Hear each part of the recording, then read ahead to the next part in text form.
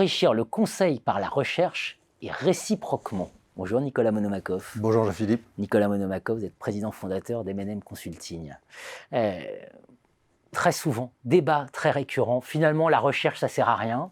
Puis de l'autre côté, le conseil c'est un peu du vent. Voilà. Quand on croise ces deux, ces deux êtres maudits que sont la recherche et le conseil, parfois, qu'est-ce que ça donne? Parce que ça, c'est le positionnement de votre cabinet. Oui, effectivement.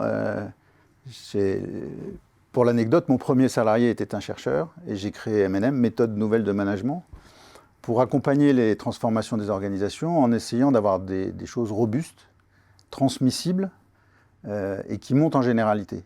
Et donc, de ce fait, je m'étais dit, il faut que j'ai une démarche scientifique, je suis ingénieur de formation, il faut que j'ai une démarche scientifique pour éprouver les méthodes et obtenir quelque chose qui soit du registre de la connaissance générique pour pouvoir la passer rapidement.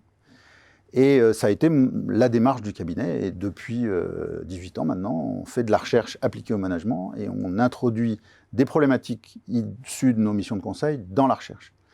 Alors pour être concret, la première grosse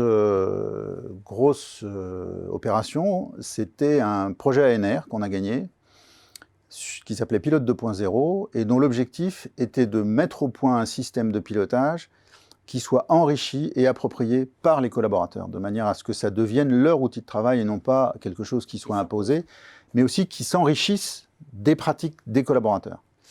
Et donc ça, c'était quelque chose qu'on avait déjà éprouvé dans des missions de conseil. On avait bien vu qu'on arrivait à embarquer, mais il fallait qu'on aille plus loin. Et donc, on a monté un consortium de recherche dans lequel il y avait les mines, il y avait Centrale Nantes sur la modélisation, et puis il y avait Valeo, et puis à l'opposé du spectre, il y avait les centres médico-sociaux du Vaucluse. Donc, vous voyez, Et on s'était dit, si on arrive à mettre au point un système qui permette de piloter la mise en œuvre de la stratégie dans des univers aussi vastes, qu'est-ce que ça va donner? Et en fait, cette ingérence de la recherche dans une problématique de conseil a donné plein de choses. Déjà, il y a eu 3 thèses qui ont été faites sur ce sujet. Ça a donné naissance à une famille de plateformes de pilotage qui sont toujours en service dans les organisations. Et puis, ça a permis de connecter le pilotage stratégique avec la théorie des capacités organisationnelles, qui était une théorie émergente à l'époque. Donc, vous voyez, on est allé chercher dans la recherche des poches de connaissances et on les a mises au service de problématiques de conseil. Et ça, c'est quelque chose qu'on fait régulièrement au Cercle de l'Innovation à Dauphine. J'ai oublié de dire que vous êtes membre du Cercle de l'Innovation Paris Dauphine. Et donc, où on se dit, mais comment est-ce qu'on peut innover en management ou manager l'innovation autour de ces problématiques, de cette ingérence de la recherche dans les opérations de conseil. Bien sûr. Et donc, qu'est-ce que vous répondriez finalement à ceux qui disent la recherche, ça ne sert à rien?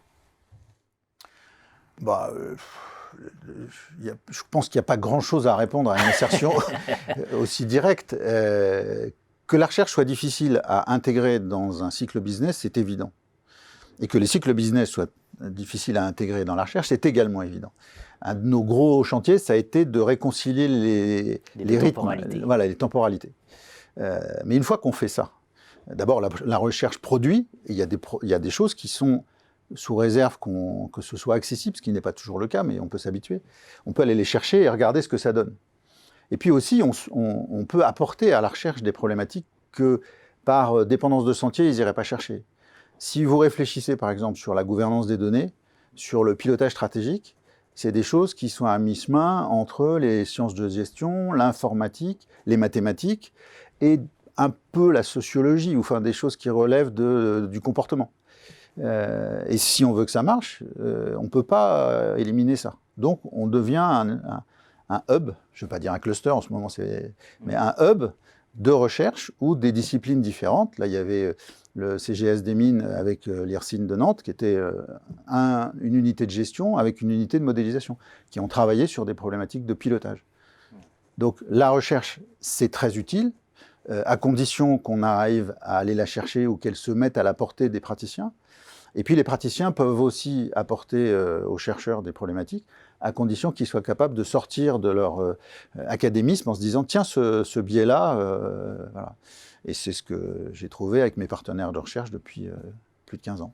Conseil, recherche, Entreprise, Un pari société, voilà, c'est une alliance en tout cas Tout qu'il à faut fait. porter parce que le moins qu'on puisse dire, c'est que les problématiques actuelles sont lourdes. Merci Nicolas Monomakov. Je vous en prie.